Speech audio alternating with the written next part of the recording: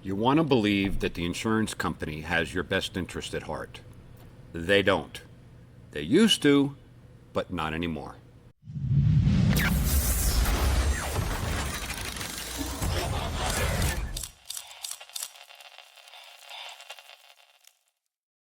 Hello, everybody, and welcome back to another episode of The Airing of Grievances. I'm Eric Raymer. That's Robert Grieve, and as always, we are grateful for you joining us today. Rob, we've got a humdinger, but before we do, it's our custom. Happy Saturday. Happy Saturday to you, my dear friends. Happy Saturday to you. Thanks for tuning in. All the comments and likes and shares, and we've been able to help lots of people, and it makes us feel good. So, Yeah, thank you. Absolutely. Now, Rob, today we want to talk a little bit about an email that you might receive if you are going through a repair procedure and a claim with an insurer. Here's the insurer's goal. If you didn't take it to one of their preferred repair shops and you took it instead to somebody that you trust, that you believe is going to repair your vehicle properly, they're going to try to cast doubt. Yeah, throw shade. Yeah. And what their goal here is to create confusion and doubt in your mind that the shop has your best interest at heart. So imagine your car is at the repair shop. It's all disassembled. You've had great communication with your shop. They put together a repair plan. They reviewed it with you to tell you, what's going on, all the rest of that, why these things need to be done. And they submit it to the insurance company. And the insurance company sends an email back to, in this particular case, it was us and the guest. Okay. And it reads this. All right. Under calibrations, so this is one of the things that they're saying is a concern on our estimate for them. Okay. Calibrations. The repair facility requested duplicate calibrations for items performing the same function. Cruise control calibration and intelligent clearance sonar calibration fall under the same radar sensor calibration category per the OEM and industry references. Duplicate billing for these calibrations is not supported. Pricing was verified with local Lexus certified vendors and independent providers servicing the area. So, It sounds like they're denying yeah. the payment Well, for those it goes on to say procedures. payment has been issued for one supported calibration at a reasonable market price, according to them. The facility may choose from multiple local vendors, if preferred, listed on the estimate. So you're a consumer. First off, that says I'm probably going to be out of pocket for this. Or it says what they're trying to say, the shop is trying to rip both of us off, you and the insurer. Yeah, that's I can see how you can get there, right? Yeah. Duplicate calibrations and Double billing. and all the rest of this. That's like fraud. And if it's fraud, Right? just call the police. Seems reasonable. Write it in there like that, because you as a consumer reading that, it's now cast doubt, or it could cast doubt on your choice of where you wanted your vehicle repaired. Right. And most consumers, Rob, don't know No, of course not. where they want their vehicle repaired. They get a referral. They get a recommendation. They go to a certified shop. Or they call the back of their insurance card, and their insurer says, of course, you have your free choice of any shop you want to go to, but we have a list already prepared for you. Locally, yes. Right? So, yeah. It's their goal is to cause doubt Right. and play the 3-card Monte game. I want to go back to the email though, because yes, it's possible to cause doubt with that verbiage, but are they right in their assertion that the two calibrations that you were putting on your estimate, those are really the same thing? It's a lie. It's what? It's a bold-faced lie. So here's the whole thing is a lie. And we claim that we get a group of people together to support the lie. Anybody in the ADAS community, so advanced driver assistance systems, Yep. knows that those are two completely different systems that require completely different calibration. Anybody working on a car these days should know that those are two completely different systems. So I got to be honest with you, Rob. It reminds me of a movie back 20 years, Yeah, maybe. a long time ago. Great movie, though. Called The Rainmaker. Yep. Right?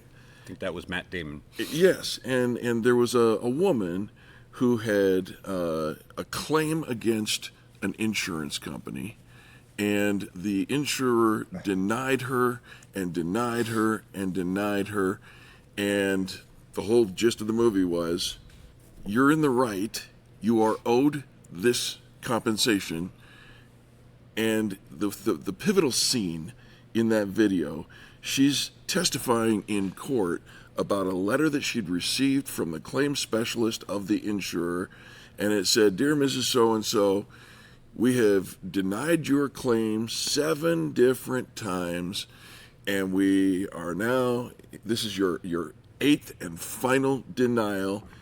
You must be stupid, stupid, stupid." And then it goes on to say, we're not paying. Right. So when they write these things, our gut is to trust the insurer. Yeah. You cannot do that today anymore. They are more worried about themselves and their bottom line than they are you. And they don't care. They care about their wallet. Yeah. And they'll go as far as to lie to you, to do so, in writing, which there's laws against that. There are laws against that, including at the end of the estimate that says they must provide a good faith estimate and whatnot. Rob, when we were talking about this before we started filming, I asked you, how do you know who to trust? It's difficult. It's difficult. But here's a clue. If they start disparaging the shop that you chose, that's a hint. So what I suggest is you inspect what you expect. Oh, that's a great one. Yeah. And just call the shop. Hey, shop, what do you think about that calibration paragraph? That's easy. Here's the 2 procedures. We actually have them noted on the estimate with the procedure numbers. So you actually provided proof Yeah. to the insurer. Yeah. And they still denied. They denied it, and then they Lied also said that they contacted, they say it's OEM, Original Equipment Manufacturer Procedures. It's hogwash. It sounds very official. Yeah. But here's the difference. One of these is not like the other, right? One of these has a badge, a certification badge. That doesn't mean you're always going to get the right repair, but it goes a long way towards understanding the procedure that you had to go through, the training that your technicians have to go through. One of them has a badge, and the other one has an accusation. Yeah. One of them provides proof. Here's the documentation numbers. You can look them up yourself. The other says, we talked to a few people. Yeah. What do you do? Well, you ask the shop, can you please reply to it? And eventually, after, I don't know, a few days, a week, we got them to acquiesce to it needs both of these. But what we're talking about here, so you understand, if you look at your front bumper, it may have circles. Yeah. And those circles are sonars. I'm going to put a picture right here. they're distance sensors. They're meant for close up. And they used to be just annoying. You're pulling into your garage and it's going beep, beep, beep, beep, beep, beep because you're too close to the opening. Today, they operate automatic braking. So if some kid comes out with a bicycle and goes across the front of you, the car will stop. Yeah. And this particular lady that owns this car, she chimed in. She goes, it absolutely has the intelligent clearance sonar. Because every time I back into my garage, it hits the brakes. Yep. Yep. So, it's more than just a noisemaker anymore. Right. So those are the little sensors that are around your front bumper. But what's behind your grill emblem, which you have a picture of. I do. This is a radar. All right. So let's just see. One's a radar, one's a sonar. And if anybody's ever been on a boat before, we know the sonar does a different thing than the radar. And they require different tools and different procedures to make sure that they are operating as designed in the calibration phase. Reasonable. They've had these on for 5 years, some of them longer. How could this adjuster, who's supposed to be an expert and working on your behalf, maybe even a good neighbor or on your side in good hands, any of those things, right? They're not repair experts. They never were. They're never going to be. That's not what they're hired for. They're hired to adjust claims. Down. Right? And Rob, I want to... And they'll lie to do it. I want to circle back because we assert that in this process, what's happening here is the throwing of shade or the casting of doubt. Yeah. Right? What is the end result? Because I see it going one of two ways. If you're the recipient of this letter, I see the possibility being that you get frustrated and confused, and you're hearing this from your trusted advisors, the insurer, who, by the way, have a financial benefit to themselves if you listen to them, and you deciding, I'm going to pick up my marbles and just leave. Yeah, this could, this could scare somebody into thinking that the shop is doing something wrong, and not only wrong, but against the law. Right. And they're doing it to me. Thank you so much, insurance company, for making me aware of that. I'm going to pick up my car and I'm going to take it to your shop. We have 276 videos in the Airing of Grievances playlist that you might want to just check out and see how that might have gone. Not all of them, obviously, are situations like that, but many of them start off at those other shops and then end up here because of how they were butchered. That's a different video, and we have more coming. I barely had time to even put this together with all these other cars that I have here that were fixed at other shops, and they're real problems for consumers. The other way that it could go, though, is you get a letter like this from the insurer who is denying your claim in certain areas, and they're casting doubt about the integrity of the shop, the ethics of the shop, the quality of their training, the level of their certification, and something just doesn't sit right. So you do what Rob said. You get on the phone and you call them up and say, hey, what's going on with this paragraph here?